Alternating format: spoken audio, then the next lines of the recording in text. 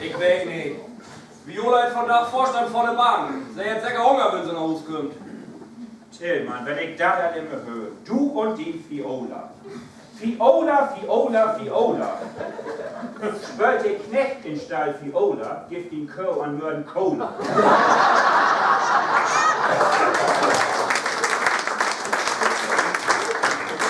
In Ernst? Hey, mein Violine. Das riecht sich aber nicht auf Cola. Oh, da hast du recht. Da hast du recht. Aber wenn ich mal Glöwig so ganz deep in you bin, so den wenn ich mal ganz schön oberflächlich. Komm, Tillmann, den wart ihr nicht an aufrennen. Nur weil ich dies an Endung durchsteige, wenn sie nach Hus kommen. Naja, das wäre Bedingung, wenn wir uns den neuen Thermomix anschaffen hätten. Volle Auswahl. Pass mal auf, Tillmann. Wie geht nach just auf den Bayer um Eck und dann holst du die von zu Hus den Thermomat. Thermomix. Gut. Dann gibt wie bei uns das entscheidende Tröspiel Waller HV gegen FC Holtebüttel und so ganz blank wie im Zauber so was Leckeres. Lev kann doch dann morgen.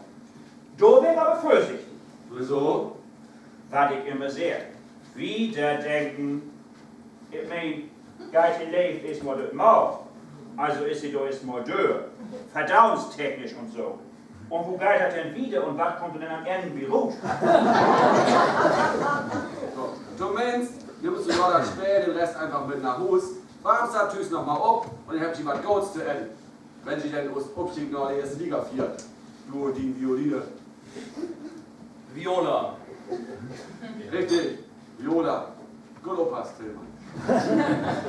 Ich